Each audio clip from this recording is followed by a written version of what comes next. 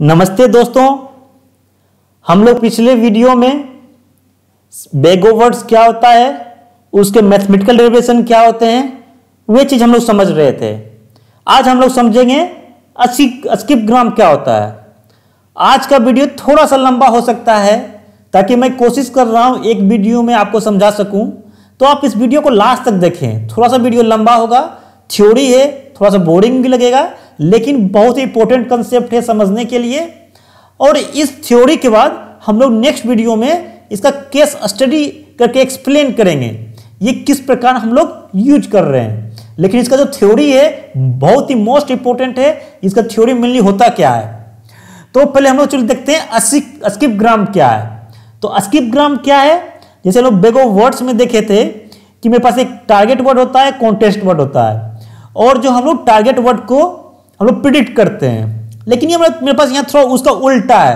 यहाँ पर क्या है, मान लीजिए मेरे पास ये कि वर्ड दिया हुआ है बैंकिंग, तो इसका नेवर वर्ड क्या हो सकता है, तो इसका नेवर वर्ड क्या हो सकता है, तो ये चीज हम लोग प्रिडिक्ट करते हैं। तो मेरे पास एक तरह से कह सकते हैं ये मेरा कॉन्टेस्ट वर्ड हो गया, ये सब इसके जितने नेवर वर्ड हो गए वो सब मेरा टारगेट वर्ड हो गए। एक तरीके से ये चीज हम बोल सकते हैं। मतलब क्या है कि इस वर्ड का जितने भी नेवर वर्ड हम लोग को प्रिडिक्ट करना है, वे मेथड हम लोग स्किप ग्राम में यूज करते हैं।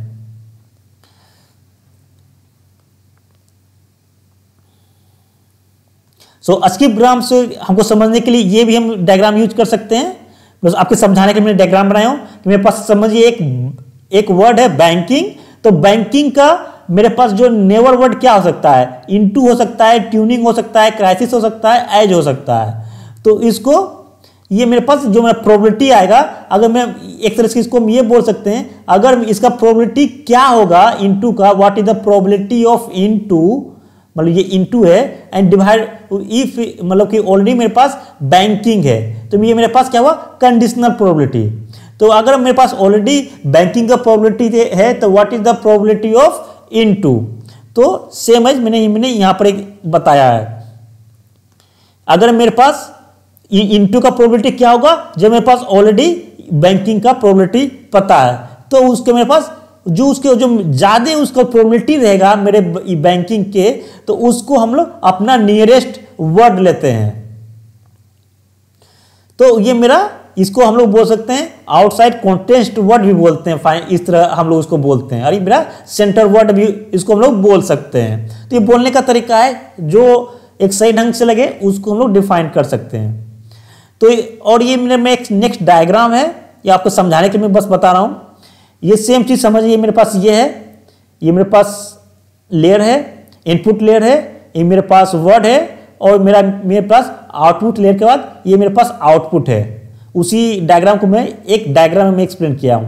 अगर ये मेरे पास वर्ड है तो मेरे पास क्या प्रोबेबिलिटी हो सकता है, कौन सा वर्ड हो सकता है, इसका नियरेस्ट वर्ड क्या हो सकता है। मे बी सपोज मान लीजिए इनटू है, ट्यूनिंग है, क्राइसिस है एंड एज है, ये मेरे पास आउटपुट वर्ड है। इसको हम लोग एक जनरल पेपर है, इस जनरल पेपर से हम लोग ये हम दिखा सकते हैं। अगर मेरे पास इनपुट वर्ड केवल एक है, अगर मेरे पास और वर्ड होगा तो और हम ये लगा सकते हैं विंडो। अगर 2 वर्ड है, 3 वर्ड है तो तीसरा विंडो लगा सकते हैं। अगर 4 वर्ड है, चौथा विंडो लगा सकते हैं। अगर के वर्ड है तो के विंडो हम लोग लगा सकते हैं। तो इसकी स्क्रीनशॉट जितने वर्ड होंगे उतने वर्ड का यहाँ पर रिजल्ट आएगा। तो मतलब एक वर्ड का मोर देन 5 रिजल्ट भी आ सकता है, डिपेंड कर रहा है कि हम लोग सी कितना डिफाइन कर रहे हैं। तो मेरे सी डिफाइन करने पर हम लोग उतना वर्ड ले सकते हैं। तो अगर हम यहाँ 3 सी डिफाइन किए तो हम लोग इसके नियरेस्ट 3 वर्ड ही चाहिए। अगर हमको केवल 2 नियरेस्ट वर्ड चाहिए तो सी इक्वल टू 2 डिफाइन करेंगे। तो ये मेरे पास हो गया इस स्किप ग्राम क्या होता है। तो इसको चलिए हम लोग समझते हैं इसका मैथमेटिक्स क्या होता है। तो सिंपल सा डेरिवेशन हो गया। अब इसका मैथमेटिक्स क्या होता है, इसका मैथमेटिक्स समझने के लिए हम लोग क्या करेंगे, इसका हम लोग डिफाइन करेंगे। मेरा इनपुट लेयर है, मेरे पास हिडन लेयर है, क्योंकि इनपुट लेयर में मेरे पास एक वर्ड आएगा यहाँ पर, ये मेरा वोकेबुलरी है। समझिए मेरा वोकेबुलरी में 4 वर्ड है, और कॉन्टेस्ट वर्ड हम 3 डालें, मतलब कि इसके 3 नियरेस्ट हम डालें। मान लीजिए कोई भी यहाँ एक वर्ड है, उसका हमको प्रिडिक्ट करना है, मान लीजिए ए है, तो ए का हम लोग केवल 3 ही वर्ड इसके जो नियरेस्ट है उसको प्रिडिक्ट करना है। तो सी इक्वल टू 3। अगर 4 करना है तो 4 यहाँ करेंगे। तो हमको 3 करना है, तो इसके लिए 3 ही कॉन्टेस्ट हम 3 ही विंडो का आउटपुट मेरे पास आएगा। तो वोकेबुलरी मेरा कितना है, 4 है। तो v इक्वल टू वोकेबुलरी को v से डिफाइन कर रहे हैं, कॉन्टेस्ट साइज को c से डिफाइन कर रहे हैं, और इनपुट एंड हिडन लेयर के बीच में जो वेट होगा उसको हम w से डिफाइन कर रहे हैं, जिसका क्या हो जाएगा, n नंबर पर अगर हिडन लेयर है, इसका डायमेंशन है, तो इसका डायमेंशन v क्रॉस n हो जाएगा। तो अगर n इक्वल टू 3 है तो मेरा क्या हो जाएगा, 4 क्रॉस 3 का मैट्रिक्स बनेगा w। और इसका n क्या था, ये तो सेम मेरा एक तरह से देखिए, अगर इसका मैथमेटिकल डेरिवेशन भी देखेंगे तो हम लोग का सेम CBOW का जैसा मिलेगा। अगर हम केवल इतना तक देखें इस तरह करके, तो मेरा पूरा मैथमेटिकल डेरिवेशन एक CBO टाइप जैसा मिलेगा, लेकिन मेरे पास यहाँ डिफरेंट मेरा आउटपुट है, तो मेरे पास यहाँ पर तो सेम रह जाएगा, लेकिन यहाँ थोड़ा सा यहाँ मेरा इस वेट का, क्योंकि वेट चेंज हो रहा है, तो मेरे पास आउटपुट मैट्रिक्स भी थोड़ा सा चेंज होगा, क्योंकि मेरा पूरे वेट पे डिपेंड कर रहा है। तो मेरा फॉरवर्ड प्रोपेगेशन में हम लोग क्या करेंगे, सेम चीज फिर यहाँ पर है, हम लोग पहले यूज करेंगे फॉरवर्ड प्रोपेगेशन में लगाएंगे, उसको मेरा आउटपुट निकालेंगे, मेरा आउटपुट आएगा, और आउटपुट के बाद हम लोग एरर निकालेंगे। तो एरर जो आया, फिर हम बैकवर्ड प्रोपेगेशन से फिर हम बैक होंगे, बैक होने के बाद हम लोग वेट, जितने भी वेट है ये दोनों, उस सारे वेट के साथ इसको हम वेट को ऑप्टिमाइज करेंगे ताकि एरर कम हो जाए। फिर इसके बाद हम फिर ये पीछे आएंगे इस हिडन लेयर और इनपुट लेयर के बीच में, फिर इस वेट को ऑप्टिमाइज करेंगे और एरर को हम लोग रिड्यूस करेंगे। कैसे रिलेशन होगा, क्योंकि ये एरर, इसका एरर मेरा यहाँ डिफाइन हुआ है और ये वेट यहाँ पर है, तो डायरेक्ट रिलेशन होगा नहीं, तो हम लोग क्या हुआ लगाएंगे, उस समय हम लोग चेन रूल लगाएंगे, जो हम लोग पिछले वीडियो में CBOW में हम लोग एक्सप्लेन किए थे, कैसे हम लोग रिलेशन इसका चेन रूल लगा करके इसका रिलेशन लगा रहे हैं। तो हम लोग ग्रेडियंट डिसेंट लगा करके हम लोग उसको ऑप्टिमाइज वैल्यू हम लोग निकालेंगे। जो ग्रेडियंट डिसेंट समझना है, आप जाके मेरे ग्रेडियंट डिसेंट वीडियो में जाकर देखिए, तो आपको समझ में आएगा ग्रेडियंट डिसेंट क्यों यूज कर रहे हैं। चलिए हम लोग स्टार्ट करते हैं फॉरवर्ड प्रोपेगेशन। इसका पूरा मैथमेटिकल डेरिवेशन थोड़ा सा लंबा होगा, लेकिन समझिए ये बहुत ही इंपॉर्टेंट है। चलिए फॉरवर्ड प्रोपेगेशन क्या है, इनपुट लेयर और हिडन लेयर के बीच में है।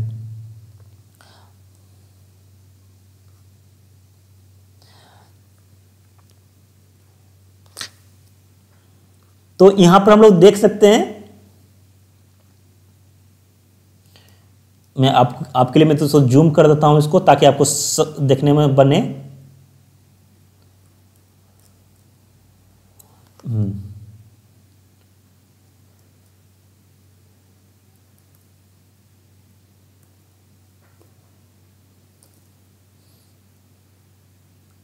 तो जूम करता हूं आपको, आपके लिए देखने में बने, समझ में आए यहाँ क्या हो रहा है एक्चुअली।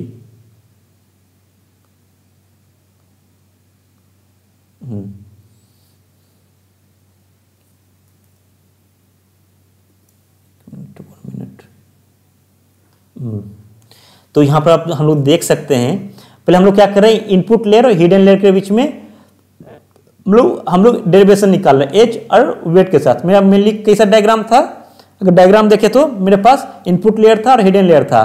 तो हम लोग क्या करेंगे, तो मेरा एच कैसे निकलेगा, यहाँ पर इसका जो एच है, एच इसका कैसे निकलेगा, एच मेरा क्या होगा, एक्स इंटू जो मेरा वेट है W, X into W weight होकर के मेरा एच का एक आएगा। फिर इसका एच दूसरा क्या होगा, W2 के साथ है, x2 W2 मेरा ये आएगा, x3 W3 ये मेरा वेट आएगा, x4 W4 ये मेरा वेट आएगा। फाइनली ये क्या होगा, ये इसका सम होगा, तो मेरा H1 आएगा, सेम एज H2 और H3 होगा। यही मेरा इक्वेशन है।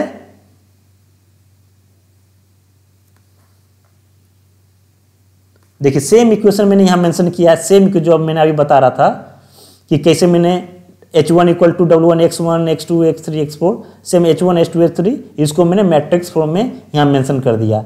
ये मेरा मैट्रिक्स बन गया वेट का, ये मेरा बन गया इनपुट का। तो इसको हम लोग इसको कैसे लिख सकते हैं, W ट्रांसपोज इंटू एक्स लिख सकते हैं, ये मेरा इक्वेशन फर्स्ट। अगर इनपुट लेयर और हिडन आउटपुट लेयर के hidden layer and output layer के बीच में देखना होगा, तो हम लोग क्या करेंगे, सेम चीज जो मैंने बेगोवर्ड्स में बताया था, समझिए हम केवल पहले हम इसके लिए कर रहे हैं, सेम चीज ये रिपीट होगा।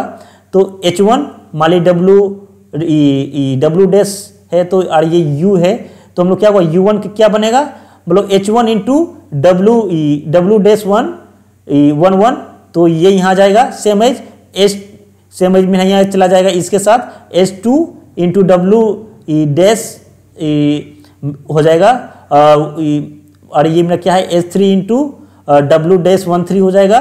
तो फाइनली मेरा जो तीनों सम बनेगा ये मेरा क्या होगा U1 होगा और U1 ये होने के बाद उसके बाद हम शॉर्ट में एक्सेस को उसको हम लोग पास करेंगे।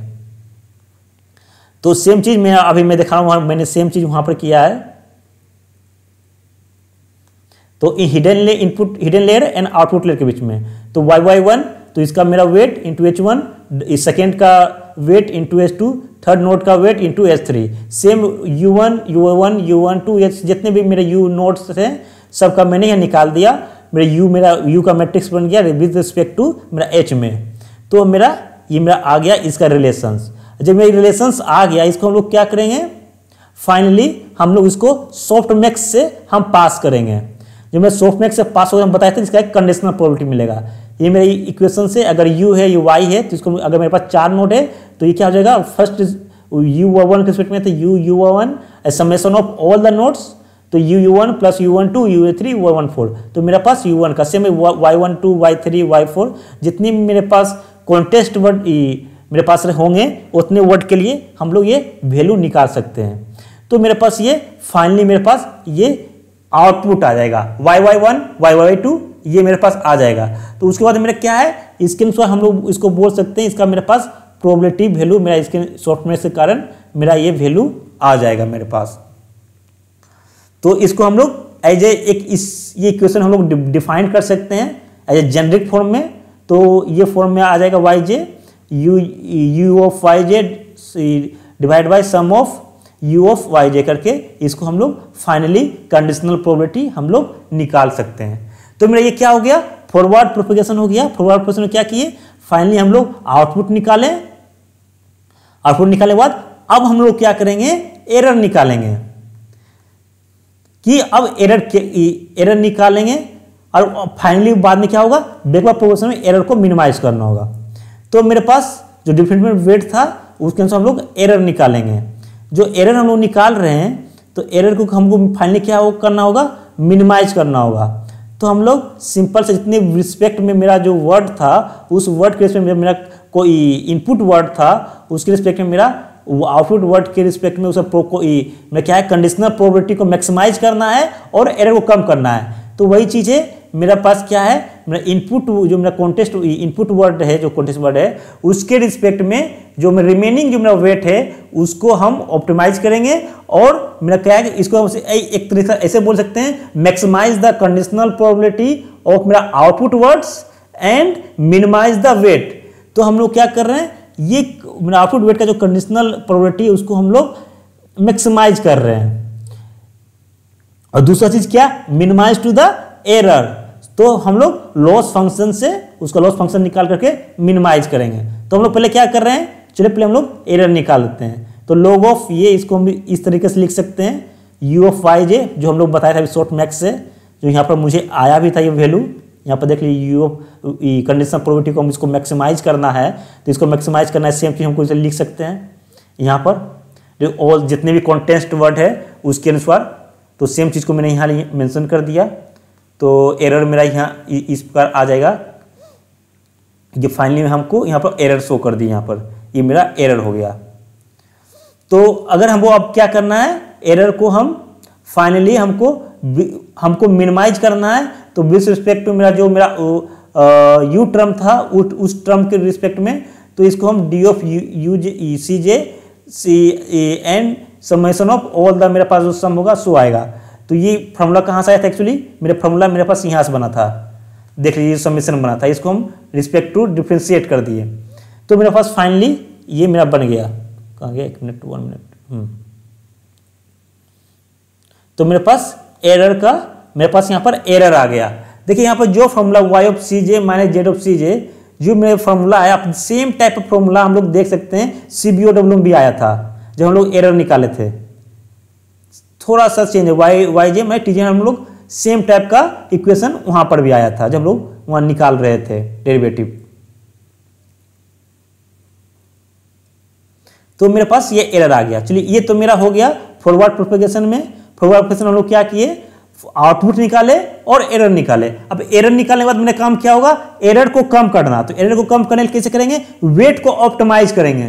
तो दोनों अब वेट दो वेट है मेरे पास, एक input layer to hidden layer and hidden layer to output layer, sorry input layer, मतलब दो वेट, दोनों वेट को हमको ऑप्टिमाइज करना है। तो उसको ऑप्टिमाइज करने क्या कराएंगे, ग्रेडियंट डिसेंट लगाएंगे।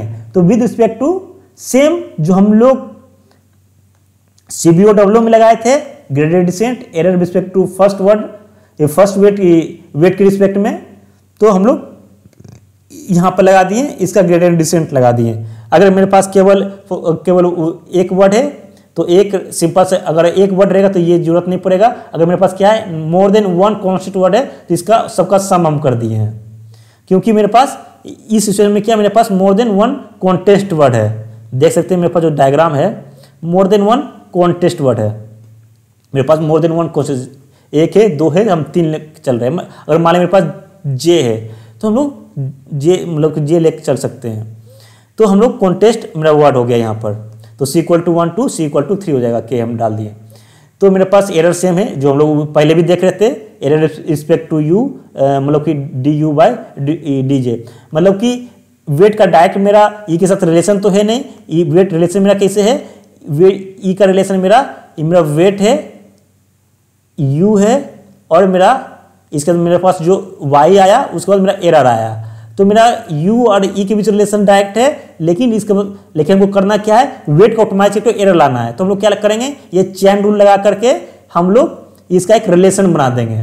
तो वही मैंने du के साथ मैंने इसके साथ एक रिलेशन बनाया, फिर मल्टीप्लाई u एंड w के साथ एक रिलेशन बनाया, तो फाइनली मेरा एक इसके साथ एक रिलेशन बन गया।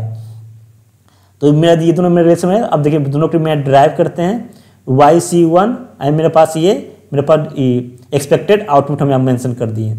तो मेरा मेरा एक्सपेक्टेड ये मेरा एरर हो गया फाइनली देखा जाए तो। और सेम एरर जो u मैंने डिफाइन किया था, ये मेरा वेट है, मैंने पहले डिफाइन किया u, मैंने पूरे u का वैल्यू को मैंने यहाँ मेंशन किया रिस्पेक्ट टू w, तो ये तो मेरा 0 हो जाएगा डिफरेंशिएट होने के बाद, और ये इस कारण मेरा h1 आ जाएगा, ये वैल्यू आ जाएगा, केवल मेरा h1 आ जाएगा। अब करेंगे क्या, दोनों को हम मल्टीप्लाई कर देंगे, तो u1 इंटू h1 आ जाएगा, आ गया मेरे पास, जो पहले भी CBOW में भी मेरा सेम टाइप का वैल्यू आ रहा था। अब इसको हम क्या करेंगे, वेट को हम अपडेट करेंगे। तो अब क्या कर रहे हैं हम लोग, वेट को अपडेट कर रहे हैं, old weight new weight equal to old weight minus n into delta. तो डेल्टा मेरे पास यहाँ पर है, तो ये डेल्टा लगा करके मेरे पास ये मेरा बन गया, मेरा पर फाइनली मेरा न्यू वेट बन गया। ये वेट मेरा बना क्या, केवल एक वेट के लिए, जबकि मेरे पास और बहुत सारे वेट है, तो इसको हम सिंपल इस तरह से भी हम लोग मेंशन कर सकते हैं, या n = E1 इंटू H1, या इसी फॉर्म को हम लोग पूरा जो फॉर्म था इसको हम लोग इस फॉर्म में भी मेंशन लिख सकते हैं। सेम है, इस फॉर्म को मैंने जो E1 से डिनोट किया था, E1 से, इसी फॉर्म को मैंने यहाँ मेंशन कर दिया एज ए जनरल फॉर्म में। तो ये मेरा वेट हो गया, वेट को हम लोग अपडेट कर दिए आउटपुट टू हिडन लेयर। अब क्या है, हिडन लेयर टू यहां तक मेरा हो गया वेट अपडेट, यहां चले यहां तक मेरा हो गया। अब क्या है, अपडेट करना है hidden layer to input layer, तो इसके रिस्पेक्ट में तो एक चेन रूल लगेगा। डायरेक्ट मेरा एरर के साथ रिलेशन नहीं है, मेरा ये h है, h का रिलेशन w है, w u है, मतलब क्या है, x से रिलेशन देखें, x है, x के बाद w है, w के बाद h है, h के बाद w डैश है, रिलेशन इस प्रकार है, h के बाद u है, u के बाद मेरा y आता है, एरर आता है, और इसके बाद एरर आता है, ये रिलेशन है। तो ये एक तरह देखा जाए तो ये तो डायरेक्ट रिलेशन है। अगर इसके साथ रिलेशन देखा जाए, अब इसके साथ रिलेशन देखा जाए तो हम क्या करेंगे, इसका एक चेन रूल लगाएंगे, जो पहले भी हम लोग प्रीवियस वीडियो में भी चेन रूल लगाए थे। तो चेन रूल लगा करके इसका एक हम रिलेशन निकालेंगे। फिर यहां पर बोर मत होइए कि बहुत ही इंपॉर्टेंट कंसेप्ट है, थोड़ा सा मैथमेटिक्स है, बोर लगता है थोड़ा सा, लेकिन इंपॉर्टेंट थिंग्स है। तो चलिए, तो मेरा हिडन लेयर हो गया। अब करते हैं हम लोग इसके बीच में। तो हम लोग देख सकते हैं DU/E सेम चीज हम लोग निकाल दिए। फर्स्ट स्टेप क्या किए, gradient descent with respect to मेरा जो हिडन लेयर है उसके साथ हम किए। तो क्या कि dy_h1 किए तो हम यहाँ क्या लगा दिया, चेन रूल लगा दिए। तो चेन रूल के साथ लगाएं, u के साथ लगाएं, देखिए u के साथ लगाएं, और ये वैल्यू हम लोग पहले भी डिफाइन कर चुके थे। ये मेरा क्या था, w था, और मेरा क्या था, एरर वाला टर्म था, जो जस्ट मैंने अभी इसको डिफाइन किया था, दो वैल्यू को देख लीजिए, दो वैल्यू मैंने यहाँ डिफाइन किया, ये सेम दो वैल्यू यहाँ पर है, एक ये है और एक ये है, तो ये मैंने यहाँ मेंशन कर दिया। अब हमको क्या है, ग्रेडेशन निकाल रहे हैं रिस्पेक्ट टू मेरा W1। तो मैंने फाइनली एक्चुअली करना क्या है, हमको निकालना तो इसी के टर्म में है, तो dy/d1, तो इसका रिलेशन डायरेक्ट नहीं u के साथ है, तो हम क्या करते हैं, h मतलब स्टेप बाय स्टेप जा रहे हैं। मेरे पास क्या था, x है, फिर h है, फिर u है, फिर मेरा एरर है। तो हम पहले क्या किए, एरर रिस्पेक्ट टू u में किए, समझे, फिर उसके बाद क्या किए, एरर रिस्पेक्ट टू h किए। h के लिए हम लोग क्या किए, चेन रूल क्या लगाए, एरर और u के साथ रिलेशन बनाए और u के h के साथ रिलेशन बनाए, और फाइनली इन दोनों का रिलेशन बन गया। अब h के साथ रिलेशन में हमको करना है कि एरर वेट के साथ ऑप्टिमाइज करना है, तो क्या है, डिवाइड मतलब weight of input layer to hidden layer. तो हम लोग क्या किए, ये मेरा डायरेक्ट वेट रिलेशन नहीं है, तो dy/h1 into h1 into W1, क्योंकि ये रिलेशन हम लोग यहाँ डिफाइन कर चुके थे h के साथ, ऑलरेडी h के साथ रिलेशन आ गया। अब बचा यहाँ W वेट है और यहाँ मेरा x है, तो अब h के साथ आगे हम इसको, इस चेन को आगे बढ़ा करके ये रिलेशन हम लोग निकाल सकते हैं। तो हम लोग क्या किए, dy/h1 इंटू h1/d1, ये दूसरा चेन रूल, और ये जो वैल्यू आया था फाइनली देखा जाए, इस वैल्यू को हम लोग यहाँ सब्स्टिट्यूट कर दिए। ये इतना दूर यहाँ सब्स्टिट्यूट हो गया, और इसका जो वैल्यू था मेरे पास क्या आ गया, ये मेरा x1 आ गया। h1 का वैल्यू हम लोग डिनोट यहाँ डाल दिए, इसको रिस्पेक्ट में किए, तो मेरा क्या आएगा, W11 इंटू x1 आएगा। तो मेरा वैल्यू यहाँ क्या मेनली बनेगा, x1 बनेगा, तो मेरा यहाँ x1 आ गया। तो मेरा फाइनली मेरा डेल्टा मेरा निकल गया। जब मेरा डेल्टा निकल गया तो हम लोग आगे क्या करेंगे, हम लोग न्यू वेट के साथ उसको माइनस करेंगे। तो फाइनली जो मेरा वेट जो बना, न्यू वेट मेरा minus old weight minus learning rate minus delta, delta मेरे पास ये है, तो इस डेल्टा को मैं हम यहाँ सब्स्टिट्यूट करेंगे, ये मेरा बन गया। सेम थिंग अगर मेरे पास रिमेनिंग और जितने भी कॉन्टेक्स्ट वर्ड है सारे कॉन्टेक्स्ट वर्ड के लिए करें, तो सेम इसको हम लोग इस कॉन्टेक्स्ट वर्ड में फॉर्म में इसको हम लोग ऐसे मेंशन कर सकते हैं। तो मेरे पास ये हो गया, बैकवर्ड प्रोपेगेशन से हम लोग वेट को ऑप्टिमाइज करके एरर को हम लोग रिड्यूस कर सकते हैं। तो फाइनली हम लोग देखें क्या हुआ आखिर। फाइनली देखा जाए तो हम लोग क्या किए, इस स्किप ग्राम में इनपुट h1 निकाले, h निकाले, जो मेरा वेट ये था इसको मल्टीप्लाई करके h निकला, और h और जो h जो निकला फाइनली h को जो वेट था इस वेट को मल्टीप्लाई करके मेरा u निकला, और आउटपुट ये लेयर है, मेरा आउटपुट लेयर है, मेरा हिडन लेयर है, मेरा इनपुट लेयर है। तो अरे जो मेरा आउटपुट लेयर में हम क्या किए, जो u आया उसको सॉफ्टमैक्स से पास किए, मेरा कंडीशनल प्रोबेबिलिटी आया, मेरा फाइनली मेरा आउटपुट बना, इस आउटपुट से हम लोग यहाँ एरर कैलकुलेट किए। जब एरर कैलकुलेट हो गया, अब मेरा एम क्या है, एरर को कम करना। जब एरर को कम करना तो बैकवर्ड प्रोपेगेशन, हम लोग फिर यह पीछे जाएंगे, क्या कर जाएंगे, इसको हमको अपडेट करना है, ऑप्टिमाइज करना है, इसको ऑप्टिमाइज करना है ताकि एरर कम हो जाए।